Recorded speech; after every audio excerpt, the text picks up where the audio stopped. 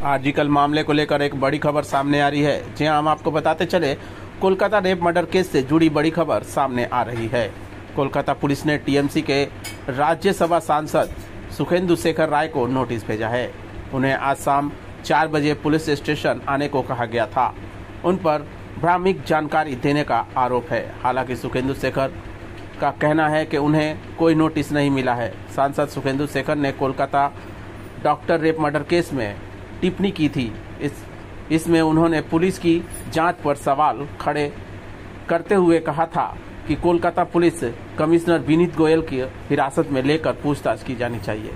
इससे पहले पुलिस ने लेडी डॉक्टर के रेप मर्डर केस में सुमेन थ्योरी गड़ने पर डॉक्टर सुबेरनु गोस्वामी और एक चिकित्सक समेत बीजेपी नेता लॉकेट चैटर्जी का समन जारी किया था। इन सभी गलत सूचना फैलाने वालों के लिए बुलाया गया था। आपको बताते कि टीएमसी सांसद सुखेंदु शेखर ने कोलकाता के आरजीकर मेडिकल कॉलेज एवं अस्पताल में ट्रेनी डॉक्टर से रेप एवं हत्या की घटना को लेकर रविवार सुबह एक्स पर एक पोस्ट किया।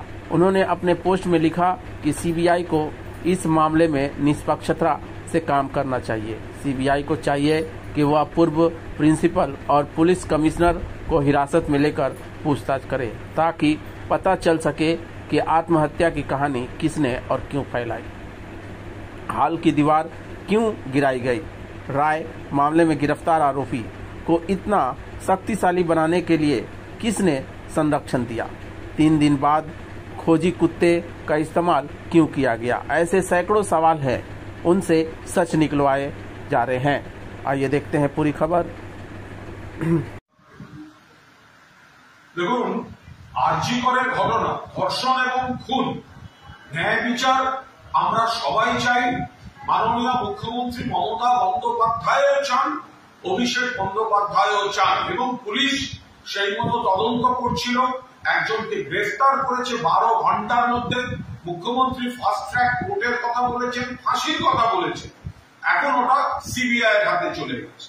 তো মুখ্যমন্ত্রীও বলেছিলেন সিবিআই এর হাতে দিলে কোনো আপত্তি নেই, কিন্তু মাননীয় সাংসদ সুখেন্দু শেখর রায় তার পোস্টে যেভাবে পুলিশ কমিশনারের গ্রেফতার দাবি করেছেন, পুলিশ কমিশনারকে কাস্টোডিয়াল ইন্টারোগেশন অর্থাৎ সিবিআই পুলিশ কমিশনারকে গ্রেফতার করুক এবং জেরা করুক, এই দাবির তীব্র বিরোধিতা করছি। কারণ পুলিশ কমিশনার বিনীত গোয়েল তিনি সংবাদ পাওয়ার পর, খবরটা পাওয়ার পর দ্রুততার সঙ্গে যথাযথ ব্যবস্থা নিয়েছেন, পদক্ষেপ নিয়েছেন এবং সেইখানে 12 ঘন্টার মধ্যে গ্রেফতার হয়েছে।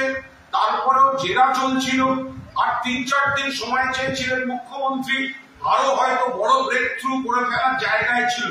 এখন সিবিআই হাতে চলে গেছে। সেই জায়গায় সুখেন্দু বাবু সিনিয়র, আমাদের সকলের শ্রদ্ধেয় নেতা, তার আবেগ, তার উদ্বেগ নিশ্চয়ই, কিন্তু তাই বলে পুলিশ কমিশনারের গ্রেফতার চাই এবং হেফাজতে নিয়ে জেরা চাই, এটা একটা অযৌক্তিক দাবি এবং এই দাবি বিরোধিতা করছি।